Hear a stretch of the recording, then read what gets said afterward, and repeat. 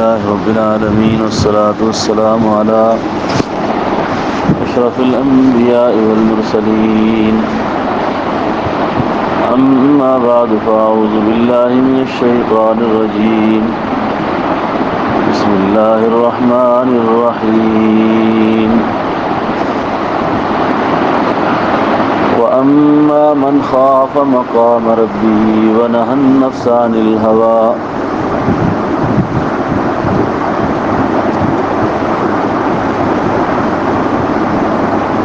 فإن الجنة هي المأوى آمنت بالله صدق الله مولانا العظيم اللهم صل على روح محمد في الأرواح اللهم صل على جسد محمد في الأجساد اللهم صل على قبر محمد في القبور. میں نے کل آپ حضرات کی خدمت میں نفس کی باریکیاں اور نفس کی خرابیوں کے حوالے سے چند باتیں عرض کی تھیں. نفس ایک بڑا تاریک غار ہے اور اس کے اندر پیدا ہونے والی بیماریاں اور عوارض، اس کے علاج کے سلسلہ میں مزید جو چند باتیں ہمارے مشائخ نقشبند اپنی بصیرت سے جو ارشاد فرماتے ہیں کہ نفس کا علاج کیسے ممکن ہے. اس میں ایک تو صحبت کا اہتمام، اپنی مجلس کو ٹھیک رکھنے کا اہتمام، دوسرا ذکر اللہ کا اہتمام.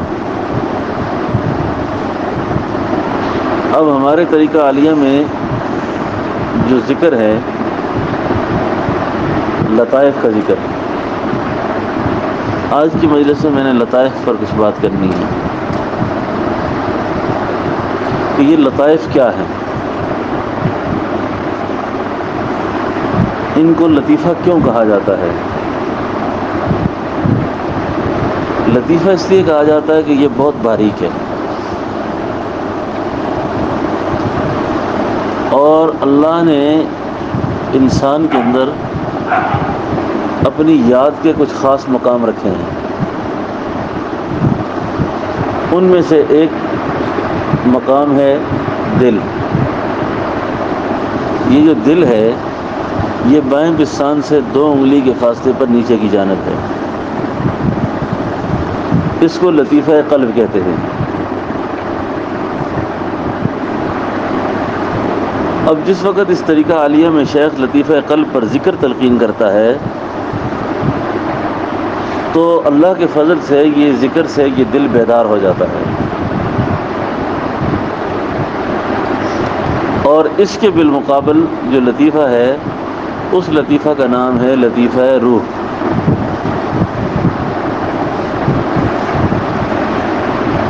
اور جس وقت لطیفہ قلب ذاکر ہوتا ہے تو یہ اپنے ساتھ لطیفہ روح کو ذاکر کرتا ہے،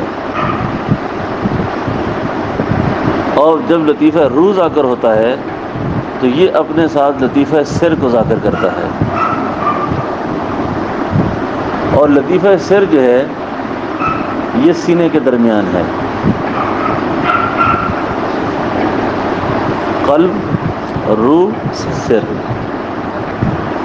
اور ہمارے بزرگوں کی تحقیق کے مطابق 2 ہونٹوں کے درمیان لطیفہ خفی ہے. لطیفہ خفی.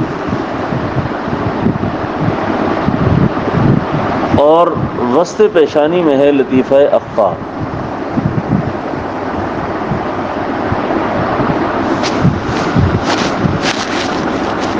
اب قلب، روح، سر، خفی، اخفا.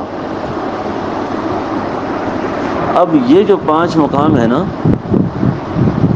یہ جب ذکر سے زندہ ہوتے ہیں تو یہ سارے لطائف مل کے حملہ آور ہوتے ہیں نفس پر. اب جو نفس ہے یہ بھی ایک لطیفہ ہے، لطیفہ نفس. اب اس کا مقام کہاں ہے؟ نفس کا مقام دو جگہ پر ہے، ایک ہے زیر ناف اور دوسرا ہے وسط دماغ۔ جو متکبر لوگ ہوتے ہیں ان کا جو لطیفہ نفس ہے وہ دماغ کی چوٹی پر ہوتا ہے، اور جو لالچی لوگ ہوتے ہیں ان کا نفس زیر ناف ہوتا ہے۔ اب ان بیماریوں میں سے کوئی نہ کوئی بیماری نفس کی کسی کے اندر موجود ہوتی ہے۔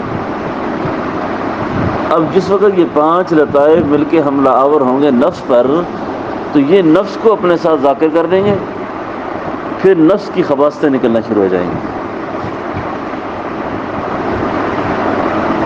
پھر نفس کے اندر سے خباثتیں۔ اب جب نفس ذکر پہ لگ گیا،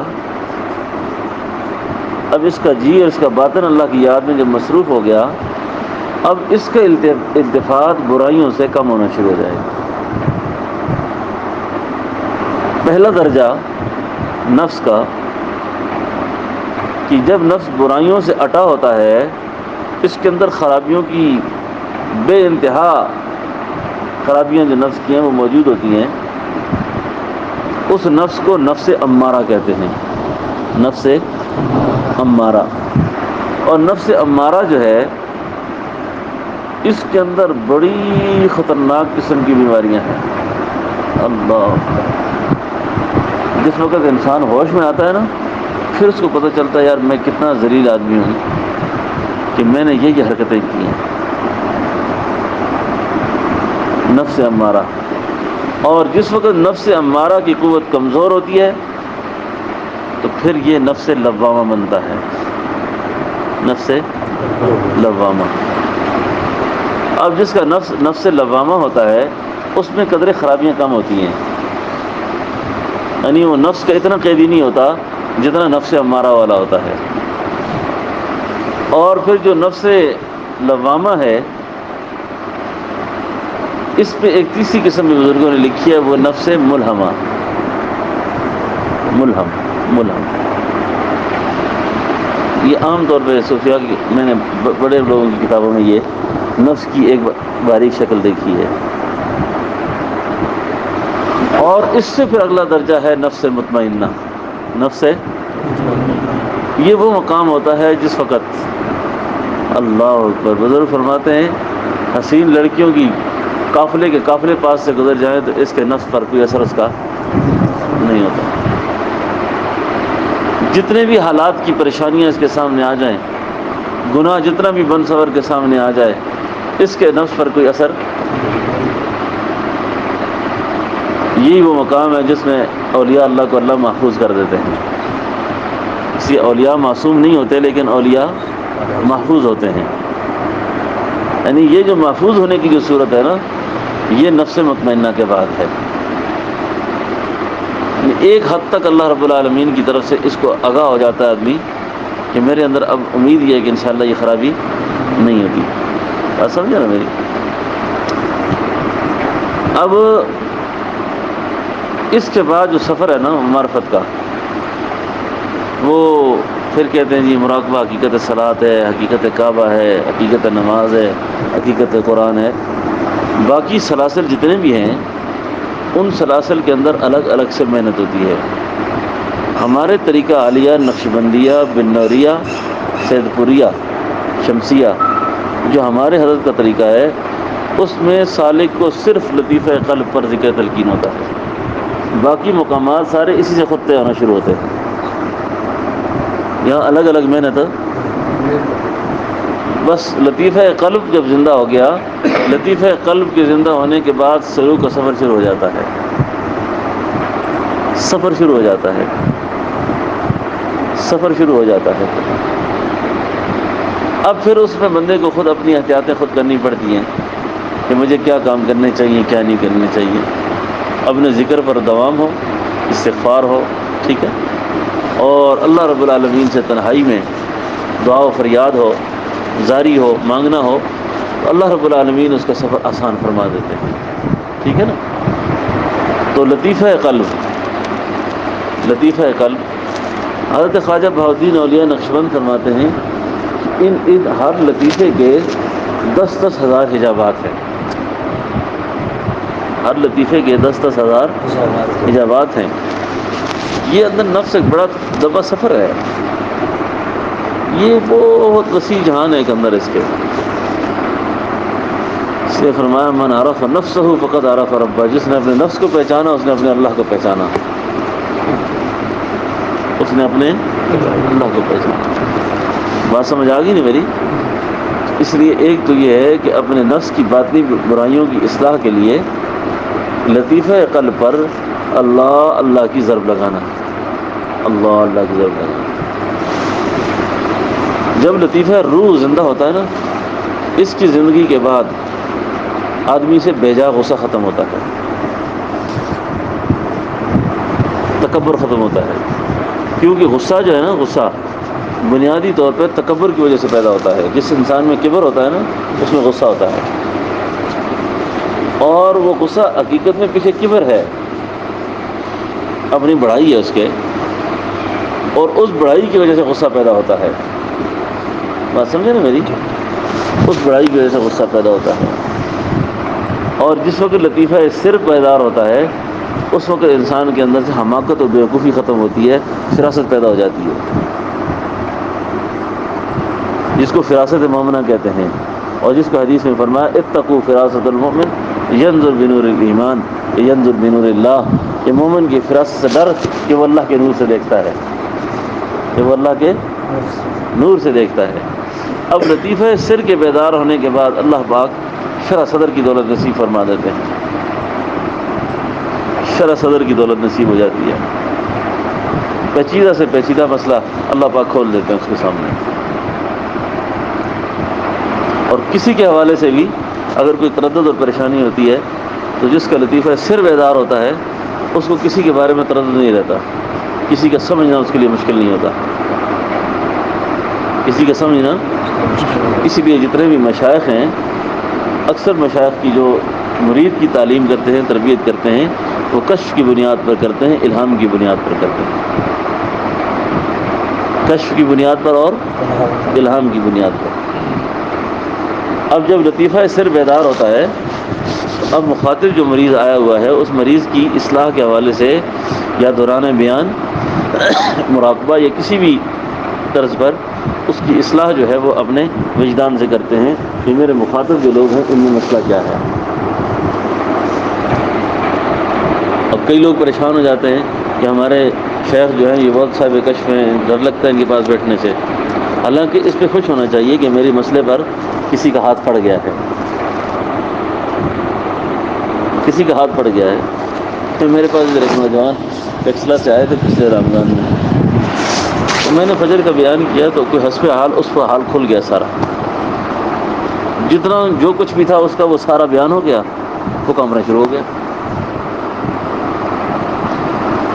وہ اتنا پریشان ہوا کہ بھائی میرے تو ساری بیماریاں نے بیان کر دی ہیں.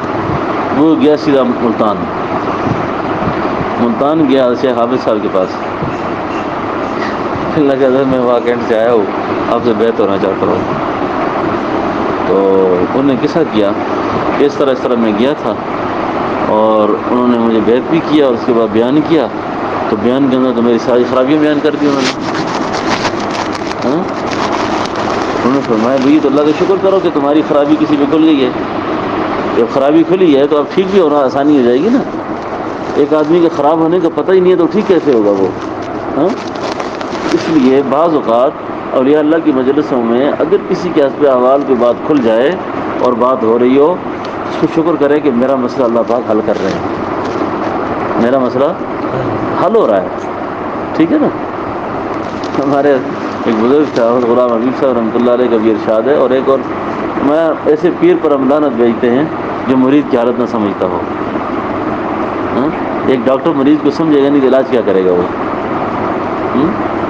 تو اللہ پاک جس کو جس منصب پر بٹھاتے ہیں اس منصب کی ساری چیزیں اس پر کھولتے بھی ہیں. پھر نہ سمجھے نا. آپ اگر ڈرائیور ہیں نا تو گاڑی کی ساری چیزیں آپ پر کھلنا شروع ہو جائیں گی. آپ مسجد کا امام خطیب ہوتا ہے نا، اس کے مقتدیوں کے حالات اس کے سامنے آنا شروع ہو جاتے ہیں. جو جس شعبے میں ہوتا ہے اس شعبے کی چیزیں اس پر آسان ہو جاتی ہیں. اسی طریقے سے یہ جو مشیحت کا جو منصب ہے، سجادگی کا جو منصب ہے، اس منصب پہ بھی اللہ کسی کو جب بٹھاتے ہیں اور کسی کو جب بھیجتے ہیں، بھیجنے والے کا وقت بھی اللہ ضائع نہیں کرتے، اور جس کو بٹھاتے ہیں اللہ اس کا وقت بھی ضائع نہیں کرتے۔ پشت پناہی اللہ کی اپنی ہوتی ہے، اصلاح بندی کی ہو رہی ہوتی ہے۔ اس کو ہمارے حضرت صاحب فرمایا کرتے تھے، نہ آپ کچھ کر سکتے ہیں نہ میں کچھ کر سکتا ہوں، کرتے اللہ خود ہیں، ہمیں آگے کر دیا ہے۔ ہاں بات سمجھے نا؟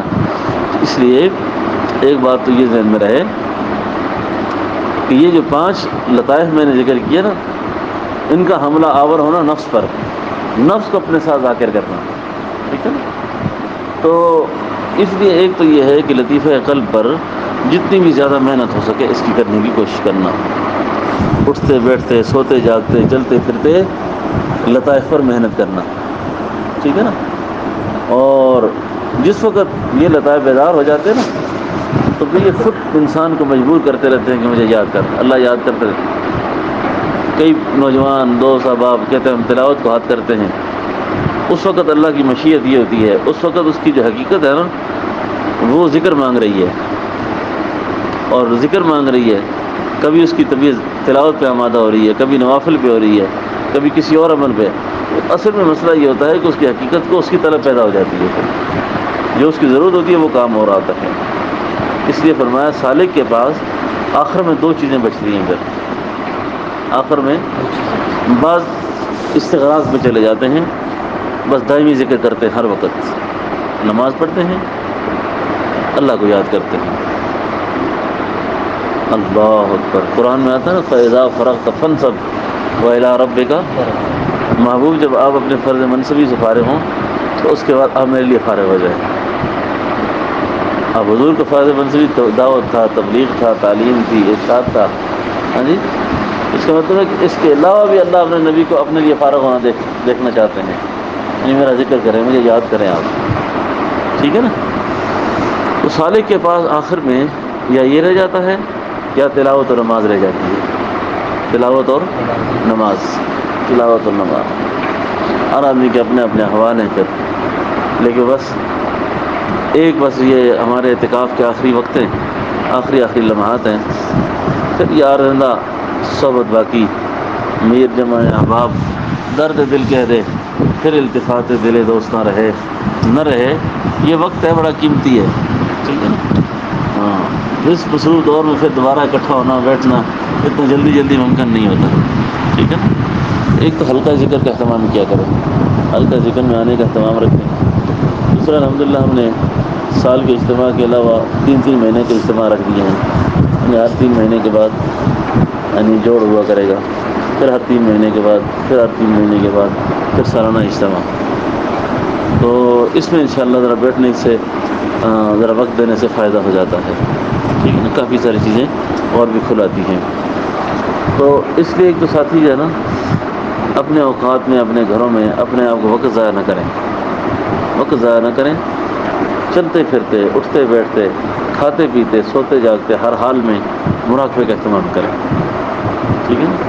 مراقبے کا اہتمام کریں، جہاں گاڑی میں بیٹھیں بجائے ادھر ادھر کے غلغباڑے سوچنے کے، بس دل پہ اللہ کریں، کوئی وسوسہ حملہ کرے پرواہ نہ کریں، کیسے بھی حالات ہوں پرواہ نہ کریں اس کی، ٹھیک ہے نا؟ بس اپنے ذکر و فکر میں مصروف ہو جائیں، اور اسی طریقے سے 2 لوگوں کے درمیان بیٹھے ہوئے ہوں، لوگ بات چیت کر رہے ہوں، آپ کوشش کریں بے شک کھلی آنکھوں سے، اور لوگ جو مرضی کر رہے ہیں آپ سے کوئی بات کرے تو جواب دے دیں، ورنہ دل پہ مصروف رہیں، ٹھیک ہے نا؟ دل کے آئینے میں ہے تصویر یار، دل کے آئینے میں ہے تصویر، ذرا گردن جھکائی دیکھ لی، ذرا گردن جھکائی دیکھ لی۔ اس لیے ایک تو اس سے مراقبے کا نا قلبی طور پر اس کا اہتمام کی بڑی کوشش فرمائیں سب حضرات، ٹھیک ہے نا؟ انشاءاللہ ہاں، تنہائی میں بھی اٹھتے بیٹھتے بھی اللہ اللہ اللہ اللہ، بہت فائدہ اللہ نصیب فرمائیں گے، بہت فائدہ اللہ نصیب فرمائیں گے کہ اللہ بری موت سے برے انجام سے محفوظ کر دیں گے، ٹھیک ہے؟ بری موت سے محفوظ کر دیں گے۔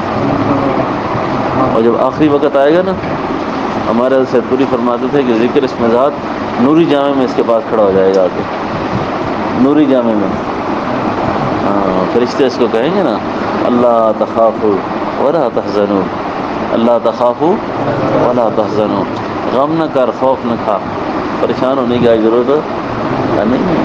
اللہ تخافوا ولا تحزنوا وابشروا بالجنۃ التي كنتم توعدون. ٹھیک ہے نا. تو اللہ رب العالمین ہم سب کو اپنی یاد حقیقی نصیب فرمائے، اللہ اپنی یاد حقیقی نصیب فرمائے، اور جب تک زندہ ہیں اللہ اپنی یاد سے ہمیں محروم نہ کرے. قرآن میں آتا ہے نا وَلَا تَكُونُوا كَالَّذِينَ نَسُوا اللَّهَ فَأَنسَاهُمْ أَنفُسَهُمْ أُولَٰئِكَ هُمُ الْفَاسِقُونَ. ان لوگوں میں سے نہ ہو جا جنہوں نے مجھے بھلا دیا ہے. تو دعا کرو کہ اللہ ہمیں بلانے والوں میں نہ کرے، اللہ اپنی یاد کرنے والوں میں کرے، اللہ اپنی یاد کرنے والوں میں کرے. محبت دونوں عالم میں یہی جا کر پکار آئی، محبت دونوں عالم میں یہی جا کر پکار آئی، جسے یار نے چاہا اسے یاد یار آئی. یہ میں نے آپ کو بڑا قیمتی شعر سنایا. محبت دونوں عالم میں یہی جا کر پکار آئی، جسے یار نے چاہا اسے یاد یار آئی. ایک بزرگ کہتے تھے مجھے اللہ یاد کرتے ہیں مجھے پتہ چلتا ہے. کسی نے کہا حضرت اللہ آپ کو یاد کرتے ہیں کیسے پتہ چلتا ہے؟ فرمایا ہاں اللہ مجھے یاد کرتے ہیں مجھے پتہ چل جاتا ہے. فرمایا کیسے؟ فرمایا میں جب ذکر کرتا ہوں نا تو یہ اس بات کی علامت ہے کہ اس نے مجھے یاد رکھا ہوا ہے، اس نے مجھے یاد رکھا ہوا ہے. اور وہ یہ کہہ رہا ہے فاذکرونی اذکرکم، تو مجھے یاد کر میں تجھے یاد کروں گا. اور اگر اس نے مجھے یاد نہ کیا ہوتا تو اس وقت یاد کی توفیق نہ ہوتی. تو آپ سب کے اللہ کا شکر کرو نا، اللہ نے ہمیں اس وقت یاد رکھا ہوا ہے.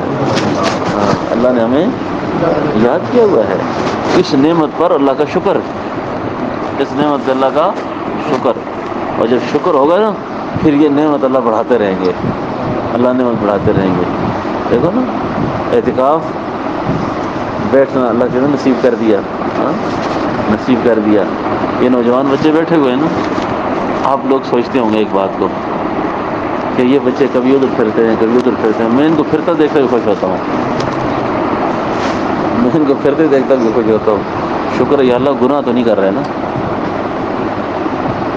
گناہ تو یہ باہر ہوتے تو ویڈیو گیم کھیلتے، یہ باہر ہوتے تو کسی اور گھر میں پڑے ہوتے.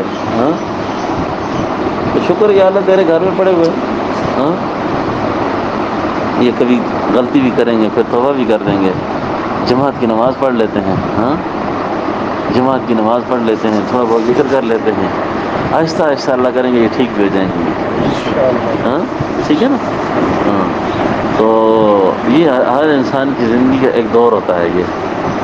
یہ دور ہر زندگی انسان کی زندگی میں ہوتا ہے. یہ بچوں کا بچپنا ہے. یہ بچپنے کے ہاتھوں مجبور ہوتے ہیں. یہ اس عمر میں سنجیدگی آنا جو ہے نا یہ وقت کے ساتھ ساتھ آتی ہے. بات سمجھا نا. اللہ رب العالمین ہم سب کو اپنی یاد کی صحیح توفیق نصیب فرمائے. ربنا تقبل منا انک انت السمیع العلیم وتب علینا انک انت التواب الرحیم.